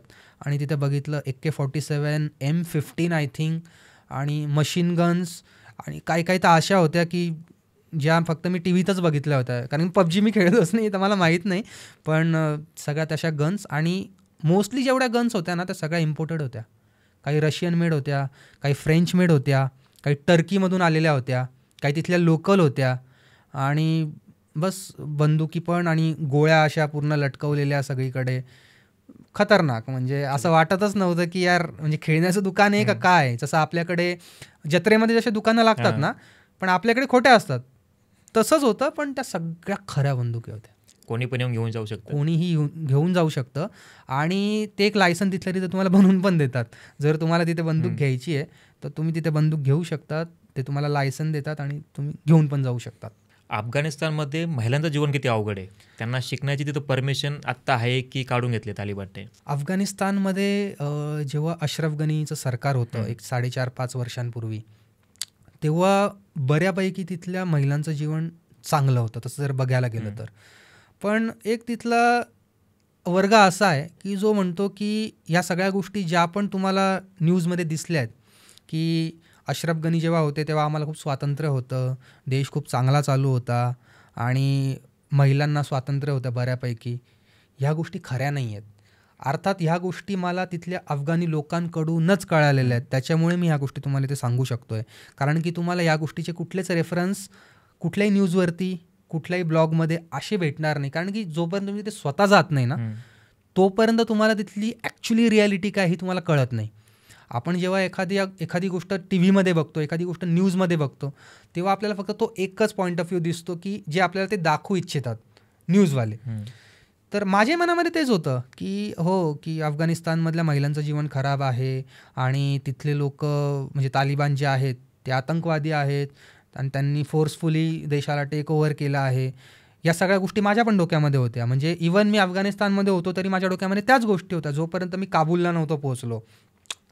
काबूलला पोहोचल्यानंतर तिथले जे ॲक्च्युली लोकल लोक आहेत जे तिथे चहा विकतात, जे तिथे छोटे छोटे व्यवसाय करतात, त्यांना म्हटलं की काय वाटतं तुम्हाला तालिबान जे आहेत ते कसे तुम्हाला वाटतात आणि इथल्या महिलांचं जीवन खरंच किती खराब आहे किंवा कसं आहे. मी डायरेक्ट विचारलं त्यांना. काहींना मी ऑफ कॅमेरा विचारलं आणि एक माझ्यासोबत जो ड्रायव्हर होता जो मला काबूलमध्ये फिरवत होता त्याच्यासोबत तर मी लिटरली तो ओपन होता माझ्यासोबत. त्यांनी बऱ्याचशा गोष्टी माझ्यासोबत ऑन कॅमेरा पण शेअर केलेल्या आहेत ज्या माझ्या येणाऱ्या पुढच्या व्हिडिओजमध्ये पण तुम्हाला बघायला मिळतील. तर त्याच्यामध्ये मी त्यांना विचारलं की खरंच असं आहे का. त्यांनी सांगितलं की तालिबान म्हणजे काय, की तालिबान का बरं उदयास आलं त्याच्यामागचं एक कारण आहे की त्यांनी एक रिव्होल्ट केला होता. जेव्हा एक जुनं गव्हर्नमेंट होतं अफगाणिस्तानमधलं, ते तिथल्या लोकल लोकांवरती अत्याचार करत होतं, जे मीडियामध्ये येत नव्हतं. कारण की पूर्ण जी मीडिया होती ती सगळी त्यांनी मॅनेज केलेली होती. आणि तिथल्या मुलींना पळवून घेऊन जाणं, तिथल्या लोकांना जबरदस्ती जेलमध्ये टाकणं, त्यांच्यावरती ॲट्रॉसिटीज करणं, तिथल्या ज्या काही मायनॉरिटीज आहेत लोक, त्यांच्यावरती ॲट्रॉसिटीज करणं, अशा सगळ्या गोष्टी त्या गव्हर्नमेंटकडून होत होत्या, तिथल्या पोलिसांकडून होत होत्या. तर त्यांना उत्तर देण्यासाठी तिथले जे लोकल लोक होते त्यांनी बंदुकी उचलल्या, त्यांनी रिव्होल्ट केला आणि तिथून ॲक्च्युली तालिबानचा उदय झाला. आणि तालिबानचं एकच म्हणणं होतं की तुम्ही ह्या ज्या काही गोष्टी करतायत ना, की फक्त सो कॉल्ड तुम्ही आम्हाला एक स्वातंत्र्य दिले असं तुम्ही जगाला भासवताय, पण त्याच्या आडून तुम्ही ज्या गोष्टी आमच्यावरती करतायत, ज्या गोष्टी लादण्याचा प्रयत्न करतायत, त्या गोष्टी आम्ही खपून नाही घेणार. तर त्याच्यामुळे त्यांनी गव्हर्नमेंटच्या विरोधामध्ये ते आंदोलन म्हणा किंवा तो रिव्होल्ट केला आणि शस्त्र हातामध्ये घेतले. आणि त्याच्यानंतर जेव्हा त्यांची सत्ता आली, अर्थात त्यांचं पहिलं विजन हेच होतं की शरिया लॉ त्यांना तिथे लागू करायचा होता, जो त्यांच्या धर्मग्रंथात लिहिला आहे. म्हणजे मे बी लिहिला असेल किंवा ज्या काही गोष्टी असतील ज्या त्यांना आधीपासून त्यांनी ठरवल्या होत्या की आपलं गव्हर्नमेंट आल्यानंतर आपण ह्या गोष्टी तिथे इम्पोज करायच्या आहेत, त्या गोष्टी त्यांनी केल्या. तर ही एक गोष्ट आहे त्याच्यामध्ये की सॅड थिंग आपण म्हणू शकतो की तिथल्या ज्या महिला आहेत, तिथल्या ज्या मुली आहेत, त्यांना 7वीपर्यंतच शिकण्याची सध्या परवानगी आहे ह्या ॲज सच ह्या गव्हर्नमेंटमध्ये. आत्ताच्या 2025मध्ये जर कधी आपण बघू तर 7वीपर्यंत तिथल्या मुली शिकू शकतात, पण 7वी नंतर त्यांना शिकण्याची कुठलीही मुभा नाही. आणि काही दावे असे पण आहेत की तिथल्या ज्या महिला आहेत त्या जॉब करू शकतात. आणि लिटरली मी महिला बघितल्या काबूलमध्ये की ज्या पुस्तकं घेऊन चाललेल्या आहेत, त्यांच्या पाठीमागे दप्तरं आहेत, काही महिला आहेत त्यांच्याकडे बॅग आहेत, त्यांच्याकडे काही रजिस्टर वगैरे आहेत किंवा त्या ऑफिसला चाललेल्या आहेत, ह्या मी माझ्या डोळ्यांनी बघितल्या. त्याच्यामुळे काही गोष्टी अशा आहेत ना की ज्या 100% आपल्याला सांगितल्या जातात की तालिबाननी सरसकट जो बॅन लावलेला आहे, तर तसं नाही आहे. तर ही एक गोष्ट मला वेगळी जाणवली तिथे. अफगाणिस्तानमध्ये जेवण कसं असतं किंवा तिथलं एखादं फेमस स्ट्रीट फूड जे तुला खूप आवडलं? अफगाणिस्तानमध्ये एंट्री केल्या जसं मी हेरातमध्ये होतो सांगितल्याप्रमाणे, तर 2 दिवस तुम्ही घरचं जेवण जेवलं पद्धतशीर. आणि घरचं जेवण असतं, तुम्ही कुठेही जेवा, पण खास करून अफगाणिस्तानमध्ये जेवण एक नंबर लिटरली. एक आहे की तिथे व्हेजचा थोडा प्रॉब्लेम आहे की व्हेजिटेरियन तिथले लोक कमी खातात, पण मी ॲज सच म्हणजे खाऊ शकतो नॉनव्हेज, पण फक्त चिकन मटन, त्याच्या व्यतिरिक्त दुसरं काय आपण खात नाही. पण जेवण तिथलं मला खूप आवडलं. घरचं जेवण वेगळं होतं बऱ्यापैकी, पण मी जेव्हा काबूलला गेलो, इवन कंदाहारमध्ये, तर कंदाहारमध्ये सगळ्यात पहिल्यांदा मी तिथे काबुली पुलाव खाल्ला, जो वर्ल्ड फेमस आहे की काबुली पुलाव. तो पहिल्यांदा मी कंदाहारमध्ये खाल्ला. त्याच्यानंतर मी जेव्हा काबूलला गेलो तर जितकेही दिवस मी काबूलमध्ये होतो, एकदा तरी मी खायचोच, म्हणजे दिवसातून एकदा काबुली पुलाव खायचो, कारण की एकदम एक नंबर टेस्ट त्याची. आणि सूप पण मिळायचं, त्याला शोरबा म्हणतात. आपल्याकडे जे चिकन सूप किंवा मटन सूप जे असतं त्याला शोरबा म्हणतात. त्याच्यानंतर एक बोलानी म्हणून एक तिथे डिश आहे, तर डिश म्हणजे आपल्याकडे समोसा कसा असतो ना, बस त्याच टाईपमध्ये. त्याच्यामध्ये व्हेजिटेबल स्टफ केलेले असतात आणि तो पण भारी लागतो, एकदम क्रंची असतो. तर ते बोलानी म्हणून एक खाल्लं. आणि तिथे जसं इराणमध्ये पण कबाब खूप जास्त फेमस आहे. म्हणजे सेंट्रल एशियाच्या जेवढ्या कंट्रीज तुम्ही बघाल ना, की Uzbekistan, Tajikistan, Kazakhstan, Iran, Afghanistan, इथे कबाब खूप जास्त फेमस आहे. तर तुम्हाला सीख कबाब बऱ्यापैकी सगळीकडे मिळतील. तर असे 5-6 आयटम्स आहेत जे मी ट्राय केलेत आणि सगळे छान होते. अफगाणिस्तानमधल्या शहरातली लाईफस्टाईल कशी आहे? ती आपल्यासारखी आपल्यापेक्षा चांगली आहे? हेरातमध्ये तर मी लिटरली शॉक झालो होतो. म्हणजे मी इराणमधून जेव्हा अफगाणिस्तानमध्ये एंट्री केली तेव्हा माझ्या डोक्यामध्ये टिपिकल अफगाणिस्तान होता, जो मी न्यूजमध्ये बघितलेला होता लिटरली, की किंवा व्लॉगमध्ये पण बघितला होता. पण प्रत्येक व्लॉगर एक त्याच्या नजरेतनं दाखवायचा प्रयत्न करत असतो की त्याला काय दाखवायचं आहे. तर ॲज सच मला नव्हतं माहिती की कसा राहणार आहे, कसा एक्सपिरियन्स राहणार आहे माझा. तर हेरातमध्ये मी जेव्हा पोहोचलो तर सुरुवातच माझी अशी झाली की इराणमधून हेरातपर्यंत ट्रेन पण चालणार आहे. म्हणजे तिथे काम चालू झालेलं आहे रेल्वे मार्गाचं, इराणच्या एका सिटीपासून हेरातपर्यंत. आणि तिथे मला सगळे ट्रेन ट्रॅक वगैरे तिथे दिसले. आणि तिथूनच मला एक अंदाज आला होता की यार हेरात थोडीशी डेव्हलप सिटी राहणार आहे. आणि मी आतमध्ये जेव्हा गेलो, जे नाजिम भाई होते तिथले लोकल, ज्यांच्या घरी मी राहिलो होतो, तर ते मला रात्री सिटी फिरवायला घेऊन गेले हेरात. तर तिथे मी एका डोंगरावरती गेलो, बमे हेरात म्हणून एक डोंगर आहे तिथे, एक स्पॉट आहे ॲक्च्युली, तिथून सनसेट छान दिसतो. तिथे घेऊन गेले, सनसेट वगैरे बघितला. त्यांच्या गाडीमध्ये होती, त्यांची स्वतःची करोला होती, टोयोटा कोरोला, आणि त्यांच्या गाडीमध्ये बसून एक पुढे माझ्या गाडी होती, ती होती लेक्सस. म्हणजे मी थोडा शॉकच झालो की यार, मी अफगाणिस्तानच्या एका शहरामध्ये एका डोंगरावरती आहे आणि त्या डोंगरावरती मी चाललो आहे आता आणि माझ्यासमोर एक लेक्सस आहे. तर कधी असं इमॅजिन नव्हतं केलेलं ना की अफगाणिस्तानमध्ये पण एवढ्या लक्झरी गाड्या मला तिथे बघायला मिळतील, किंवा कारण की न्यूजमध्ये असं काही दाखवतच नाही आपल्याला. तर तिथे एक मला एक शॉक बसला. जेव्हा मी सिटीमध्ये आलो, चक्काचौंध होती. इवन हेरातमध्ये लाईट नव्हती 2 दिवसापासून, पूर्ण सिटीची लाईट नव्हती. मेजर प्रॉब्लेम झाला होता तुर्कमेनिस्तानच्या बॉर्डरला, तर तिथे इलेक्ट्रिसिटी बिलकुलच नव्हती. त्या याच्यामध्ये जनरेटरवरती जी काय लाईटिंग चालू होती त्याच्यामध्ये ती सिटी मला भारी वाटत होती एकदम. स्ट्रीट लाईट चालू होते, मोठे मोठे रस्ते होते, आणि बस एक टिपिकल एक जशी सिटी असते एखाद्या देशामधली, तशी मला ती सिटी वाटली हेरात. तर तो एक शॉक होता.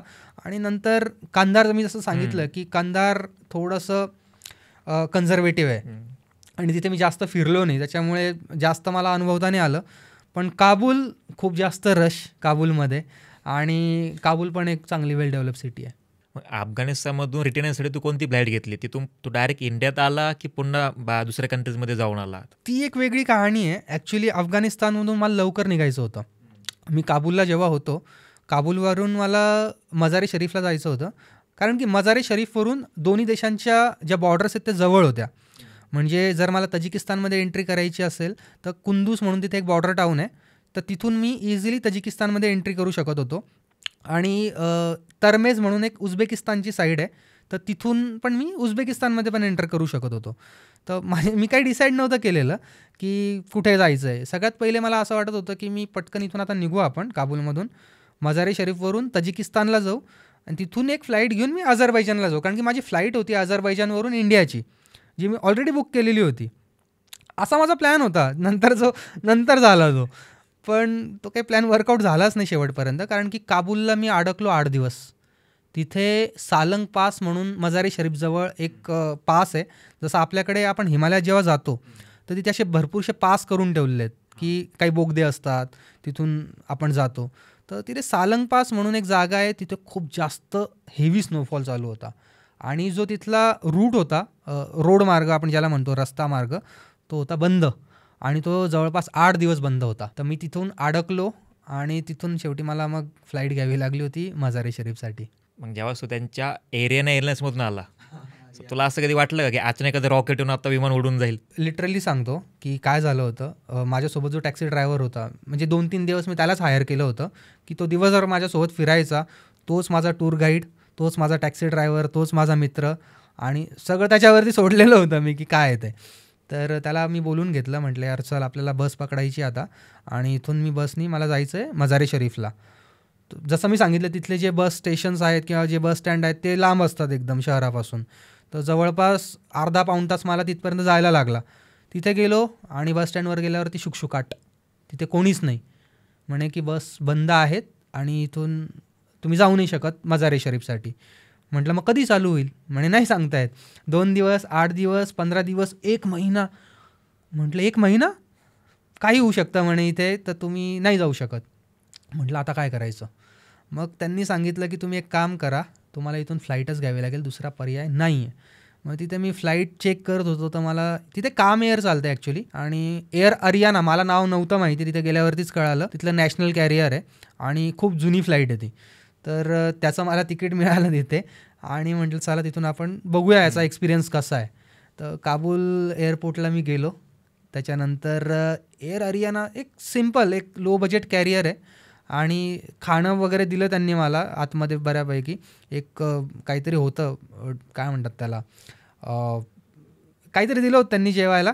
आणि फ्लाईटमध्ये एक गोष्ट होती, मला उत्सुकता अशी होती की एअर होस्टेस आहे की नाही, कारण की प्रत्येक फ्लाईटमध्ये गेल्यावरती आपण बघतो की फ्लाईटमध्ये एअर होस्टेस असतात.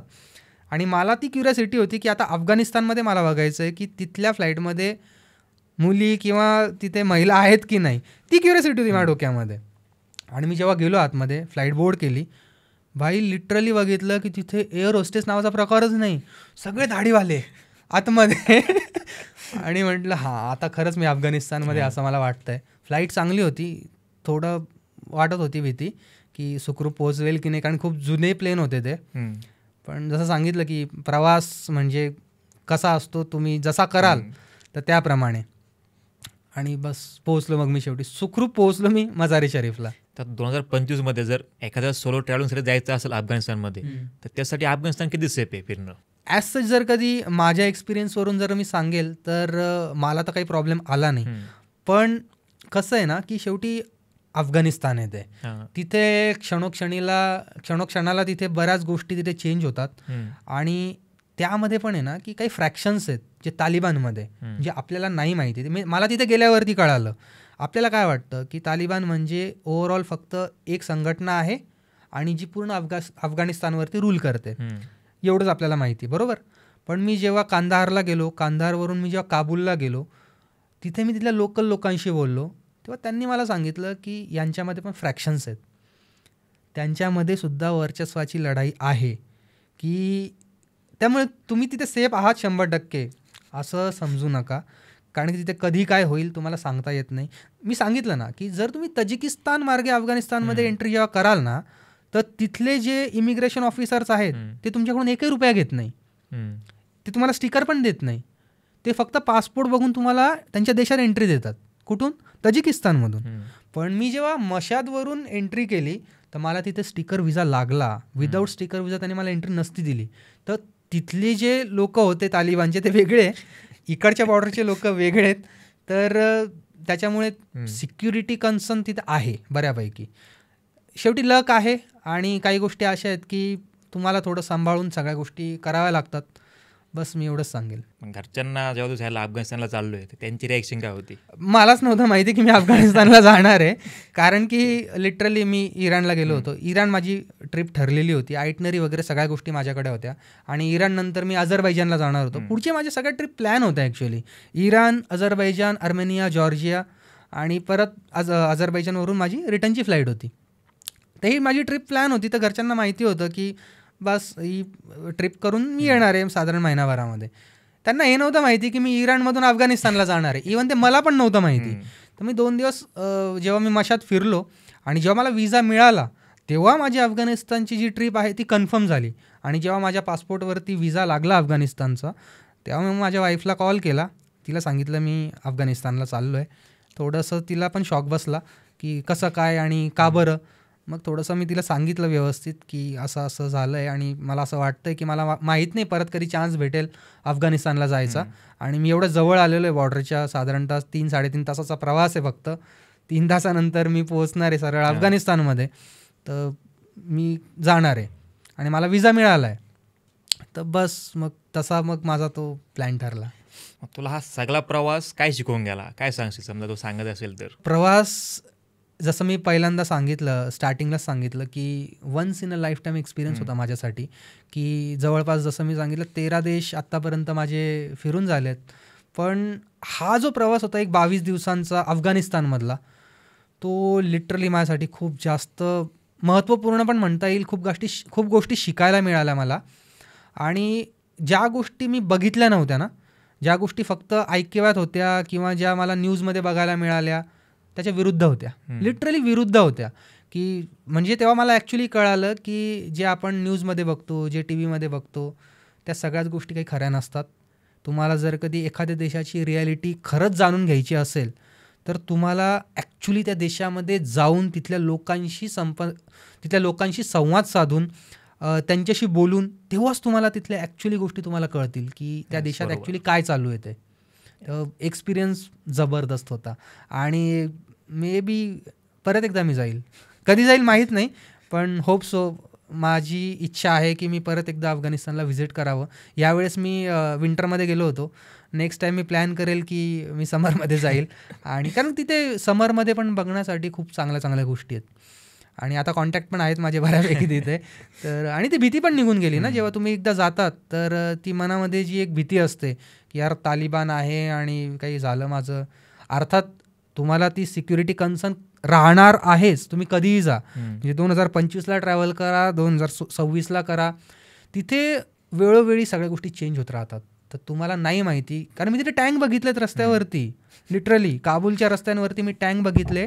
मला त्यांनी सांगितलं होतं की तुम्ही कुठल्याच मिलिटरी ज्या मशिनरी आहेत किंवा तिथले जेवढे पण ह्या सगळ्या गोष्टी आहेत लष्कराच्या, त्या कुठल्याच गोष्टींचा तुम्हाला फोटो काढायचा नाही आहे, तालिबानांचा पण फोटो काढायचा नाही आहे, त्याच्यानंतर जे रणगाडे वगैरे दिसतील काहीच तुम्हाला ते कॅप्चर करायचे नाही आहेत. तर ते मी घेतलं नव्हतं त्याच्यामध्ये.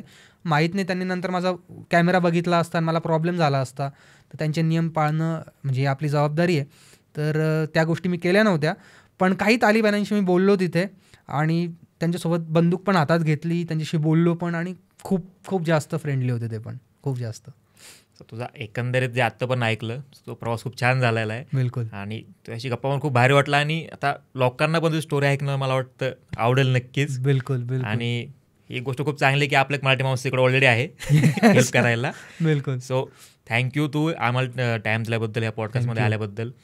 आणि आता पुढच्या अजून भरपूर देश बाकी असतील, तो आपण त्यावेळेस सुद्धा प्रत्येक देशाचा एक वेगळा नक्कीच पॉडकास्ट कसं आहे ना की प्रत्येक देशाचा एक वेगळा एक्सपिरियन्स आहे. म्हणजे जसं मी व्हिएतनामपासून स्टार्ट केलं तर प्रत्येक देशाची एक वेगळी स्टोरी आहे आणि वेगळ्या वेगळ्या गोष्टी आपल्याला त्याच्यामध्ये बघायला मिळतील. तुझं वर्ल्ड टूरचं स्वप्न लवकरच पूर्ण हो. Thank you so much. येस. आणि मला इथे बोलवल्याबद्दल पुन्हा एकदा धन्यवाद. थँक्यू.